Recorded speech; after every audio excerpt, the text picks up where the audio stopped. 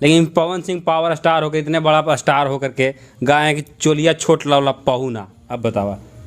तो देखा हम बार बार कहता नहीं कि उनमें उनकर गलती ना है, उ चोली के साइज नाप के गइल है। अब बेचारा जब वो साइज का चोली लेने भौजी पहनला तो जब रिजल्ट सामने आयल तब न पता चलल कि चोलिया तो छोट आ गइल। लेकिन चोलिया छोट ना रहे, वो दुगुना समन में बढ़ गइल है। जब दुगुना समन में बढ़ गइल तब वो भैया का क्या गलती बा? चोलिया तो वही सैया का लाइन ना जब सैया नाप के गइले, अब पीछे में बढ़ गई तो अब बेचारा क्या करे बतावा।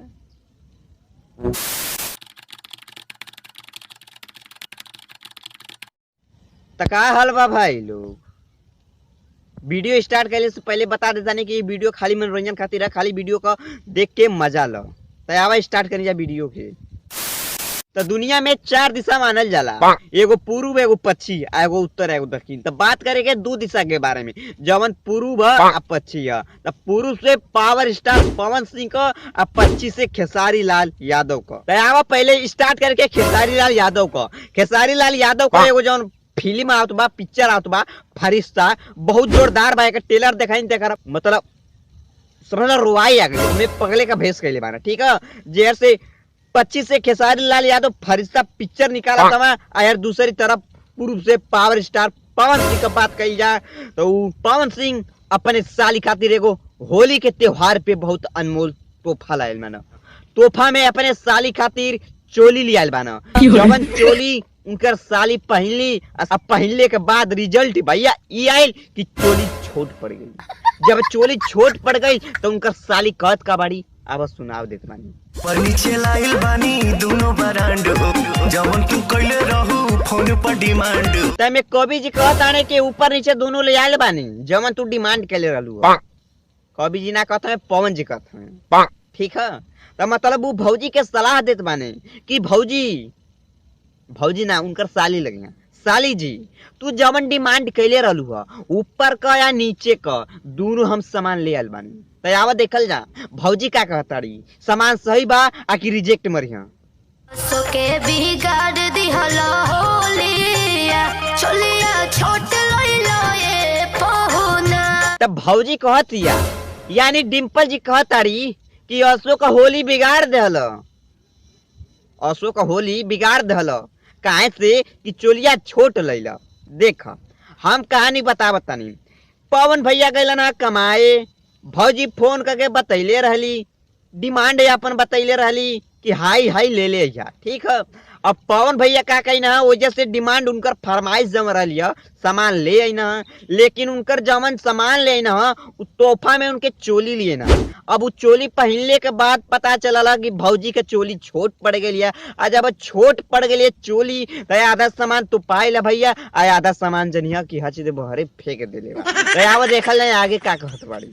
साले भर में साली तोहर चोलिया कैसे बढ़ गइल दोगुना। तो वे पावर स्टार पवन सिंह का कहने बा कि तुहार साल भर में बढ़ कैसे गई दोनों चोलिया। हम तो साइज नाप के गए लिया ना। तो देखा हम बतानी पवन सिंह जम रहना है उनकर पूरा भौजी का दोनों चोलिया जम रहा पूरा साइज दबा के और नाप के गए है ताकि उनके चोली ले में आसान पड़े। अब का भैला कि जब और से चोली लेके आई ना तो वे समस्या हो गई, काहे से कि भौजी के साले भर में बढ़ गई चोली हुई से छोट पड़ गई। तो ये भौजी हम बताता नहीं तुहरा के हम एगो बोरा भेजवा देते बानी, ओ पे सिलाई करके ढकला। साइज रौदे बढ़ावन बा, पदतिया रौदे धरावन बा। तो डिम्पल भाभी कहताड़ी कि साइज तोहरे बढ़ावल बा, आदतिया तोहरे रौरे धारावल बा। तो में ई कहले का मतलब बा कि राजा सैया ई जवन हमार दोनों बा ई तू ही बढ़ैले बाड़ा, दूसर केहू ना है के डोंट टच मी। दूसर केहू ना इनके बढ़ैले बा, तू ही बढ़ैले बाड़ा। ई जवन बा कि तू ही पकड़ पकड़ के रगड़ रगड़ के मरले बाड़ा, ई हचाक से बढ़ गइल बा। लेकिन भैया खैर छोड़ा ई सब बात। अब भौजी का छोट चोली पड़े अच्छा छोट उनकर लहंगा पड़े, उससे हमन से का मतलब है। ये बड़ी अच्छी बात कही आप। तो आवा तनी सा तने आधा का बात कर लियल जा, उनके जबले हम ना ठोकी ना तबले मजा ना आवेला। तो आवा स्टार्ट करी जा। अभी मजा आएगा ना भिड़ो। होली में बुखार भौजी हमके चाही कीड़ा गजब भकार भौजी। भौजी तो के मिल जाई। ई ढोड़ी छुअबा त राजा करंट लागी। अरे बाप रे। तो डोरी छुअबा तक करंट लाग जाई। ए भौजी मान जा होली बा, मन बहक गए आ कोनो छू दे हला तब तो बेचारा मरिए जाई।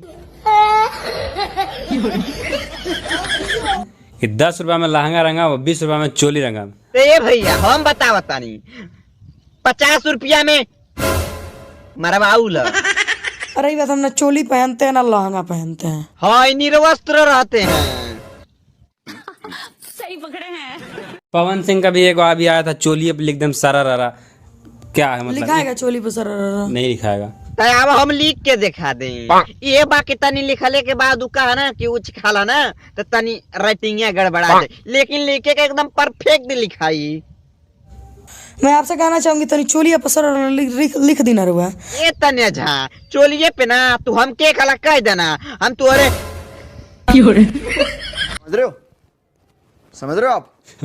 भातरा का तनो ठोका था, लइका ना होका था, कुछ ऐसा करके। अरे गधा मूर्ख चपाट आदमी। हाँ।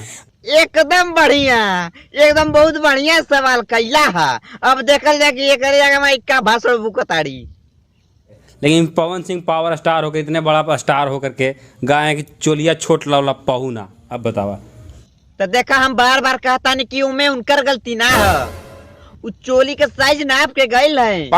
अब बेचारा जब वो साइज का चोली लेने भौजी पहनला तो जब रिजल्ट सामने आयल तब न पता चलल कि चोलिया तो छोट आ गइल।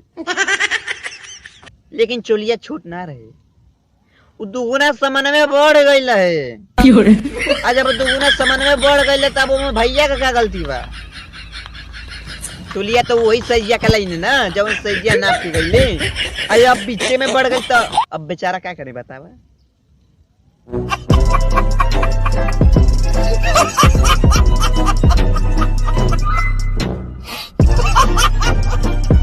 खत्म। Bye bye, tata, goodbye, गया। रोग है लगा हुआ जो लिखता हर बात पे, मिलूंगा मैं मरा हुआ नशेड़ियों के साथ में। उस रात में मौजूद था जो तेरा है वजूद, बेटे नाचते हैं तेरे जैसे लड़के में।